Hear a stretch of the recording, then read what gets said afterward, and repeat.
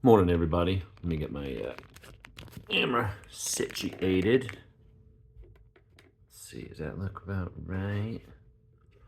Put my coffee over there. I think we're kind of straight. I mean, I'm straight. I don't know about you. All right. What do we got today? Well, actually, let me rotate this and that. That's good enough. Good enough. So, yeah, this episode is all about the Spydercos, which is rapidly becoming my favorite EDC brand. Now, there's other knife brands I kind of like a little more just because I like their designs, the value you get, like Civivi, stuff like that. But when you think of like what's the best, like, a good go-to EDC-able, very small, lightweight, well, not all of them are really small, but tough use in a folder while not being built like a tank and weighing a ton in your pocket and being too bulky. I mean, what is there that's better than Spyderco, honestly? So I've got these broken out into groups, and that's going to become relevant here. So we've got our US made knives. So we've got our Manix 2 lightweight. We have a Native 5 lightweight. We have a Paramilitary 2. We have a Para 3 lightweight. You see a theme here. Over here, these are all made in the US. So we've got BD1N, BD1N, CPM, so we got S30V, S30V. So good steel, better steel. Over here, we've got the Japanese-made Delicas. And we've got the Dragonfly 2. I think that's what that is. Yeah, we're going with that. We're going with Dragonfly 2. These are both VG10 steel, which is, again, great. It's a good steel. Made in Japan. And then, of course, we got the outlier here, which is our Ganzo in 440C. That is the Chinese copy, although they added an axis lock. So they did change it up. They're using the PM2 profile with the bird style thumb hole and a Benchmade. So they're copying everybody. These are $25. 440 steel, not the greatest steel, but okay, it's a pocket knife. It'll cut. You'll have to sharpen it a little more often. The video, if you watch the review on it, that I didn't like was it needed a bit of smoothing, which I actually went in and polished that with a Dremel, made that a lot smoother.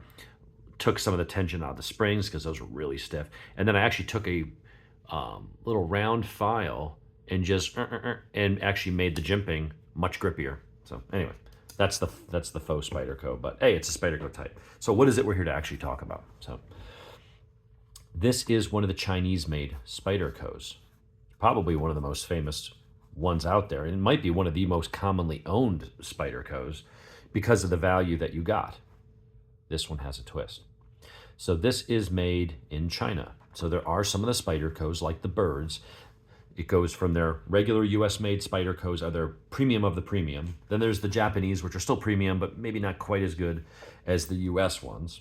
Not so much in the manufacturer, but the steels. The steels tend to be the best on the US versions, at least from what I've seen and what I have.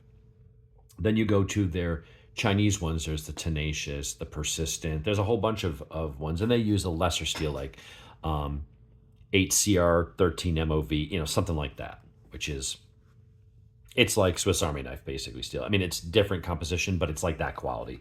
It'll cut, it'll work. It's a knife. You can open boxes and do stuff, but you're going to have to sharpen it up much more often than these much harder, more premium steels.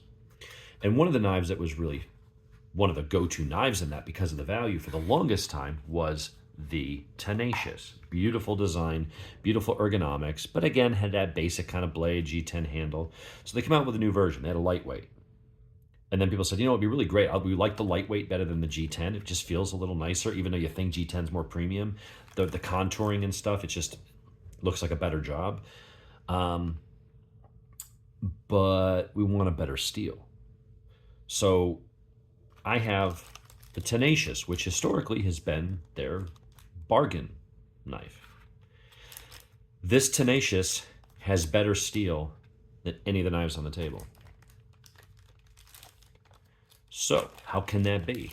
Well, they made a lightweight Tenacious with S35 VN.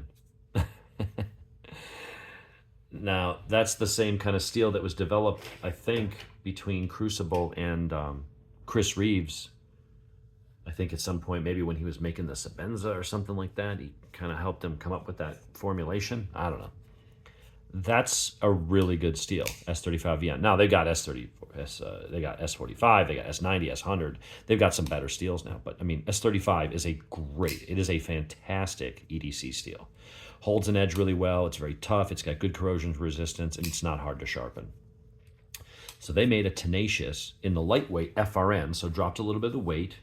And I like how this feels. This has some good grip. And I'll tell you where they get it better than some of the more premium style knives. At least I'll say the Para 3. I love the lightweight Para 3. However, the handle I don't really like. And here's why. When you look at it along these edges, so we can get it to focus, there's texture here, but these edges are really rounded and there's a good border. There's a good bezel there. And there's a lot of just really slick. So when you're gripping it this way, your finger's gripping here, the back of your hand's gripping here, you get some grip. There is good texturing. However, when you're holding it and you're trying to open it, your hand tends to be riding on the sides. And this is slick as snot. There's no traction, nothing. These other ones have a little bit of a harder corner, but they're still very smooth around the edge. This one has such a thin bezel, even when you're on the edge, you can hear. I'm hitting some of that texture. So here, it's not so hard and square where it can be like not sharp, but a hard edge that you feel that kind of biting into your hand a little bit when you grip it on the Para 2. It's rounded just enough, but it's a really thin bevel, and then you're hitting the traction part. And so it feels really good, and it gives you some good grip. The action is nice. It's not going to be droppy unless you take the pressure off the on the lock bar. Then it will, but then your finger's in the way. Blade centering is perfect. I mean, nothing stands out there. Lockup, really, really nice in the early part of that lock. No wiggle. Just a tiny bit of blade flex. It's got, let's see, let's go over I think it's like 3.8 ounces or something like that. So it's a little heavier than some of the knives. It's not truly a lightweight like a Delica or a Benchmade bug out, but it's lighter than the other one, than the base model would be. But you've got a 3.5-inch blade with a 3.5-inch cutting edge. So when you sharpen it, now you don't have the choil, and so, but I use the electric sharpener, the Work Sharp Ken Onion edition, which has the belt going in a triangular pattern with the guides. So you just pull it through and change your belts to whatever grit you want, up to a polishing where you can get a mirror polish on it. So I'm just pulling through that. So I should be able to get all the way up there. Got your standard finger hole. The jimping on it is good, much better than that Ganzo. It is a little bit different than these. It's a little further apart, and they're a little deeper than these kind of little fine, almost looking serration type things. As far as which one gives better grip, they're comparable, although I'll say this one feels a little better on the thumb. This goes up to kind of a point, whereas this goes up and around. So there's a little bit of refinement here on these. This was like $112. So you are getting up to the price of a PM3, lightweight anyway. And these are all up higher in price. I don't remember what I paid for the Manix. I think this one was around $120. So you're getting into that price range. But now you are using similar materials. I mean, these are using compression locks. This is that's a compression lock. This is a lock back. But they took the Tenacious, which was always in their budget line, and by going to the FRN, and especially adding the S35 VN blade, they really have put this up into that category. I will say ergonomically, I'm kind of feeling the Tenacious just a little bit better than something like the PM3. Here I can grab it, but my finger's off. If I choke up, and that's good for holding it that way, but if you're just holding it, trying to whittle and stuff, like it feels a little less ergonomic. It feels really good when you use that particular grip, and that's sort of its thing, is to use that grip. But if you don't want to use that grip, if you want to just fist it like that, this actually feels better. It's got a nice contour back here. You got enough grip. You got that ramp. You got that finger, not guard, but just the way it flares out there a little bit. So you can get on this and use it. What's also nice is that it's got a bigger cutting edge. I mean, even though this blade looks better, bigger on the Manix, when you look at the actual cutting edge, you're getting an extra ½ inch of cutting edge on this. Same thing with the PM2. That looks like a longer blade. It's not. It's the same length blade, but when you look at the difference in the cutting edge, you're picking up ½ an inch of cutting edge. You know, some people that, that's the trade-off. You're giving up the finger choil, but you're picking up actually more cutting edge. So the only thing I'm not crazy about is the pocket clip, but I'm gonna see if I can swap the pocket clips. I think I can. I think I can take my pocket clip from my whatchamacallit here, from my what is that, the Native 5, and I could put my titanium deep pocket clip on that. What's also nice about this is it's tip up, tip down, and left and right hand carry. And a lot of these other ones, this one has that. The PM2 lightweight doesn't. This one doesn't. That one does. This one doesn't. This one does. So some of the knives have it, but again, that was always a nice design element that you have four-way carry.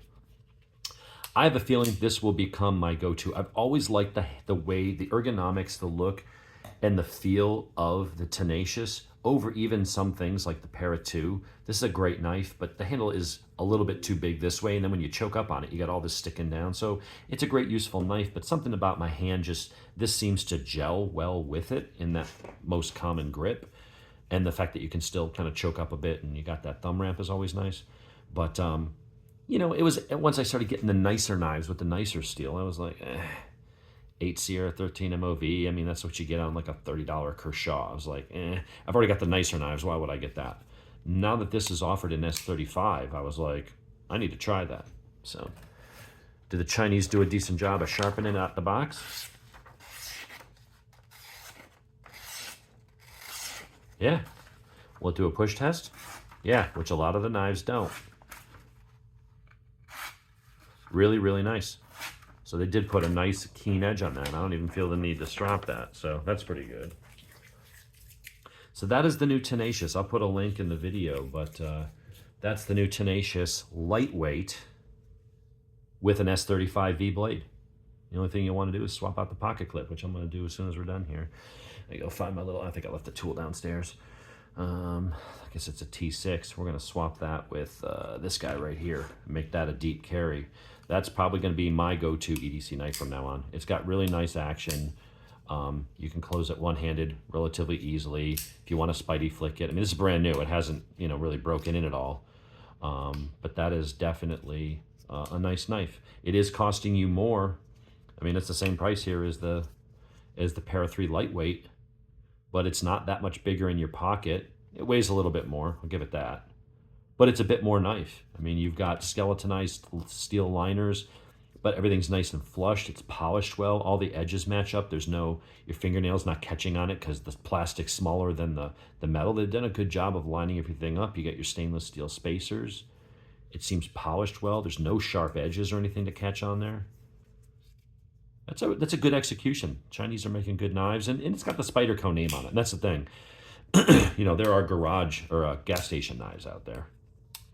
And then there's, name brands that actually, take a bit of pride in their work and the quality and stuff like that. That's nice, smooth action. It's not as droppy free as, that. But that's okay. This one, like I said, your hand is constantly slipping on it. It's very slick. And maybe that's not a problem with the regular PM3 when you get, Micarta or G10 or something. The G10 tends to be a little bit more grippy, but those edges, they're hard edges. I just don't find them as comfortable. But yeah, if you hadn't seen a Tenacious in a real premium steel, you have now. So anyway, I got stuff to do today, so hope you enjoyed. Hit like, subscribe, and we'll talk to everybody later.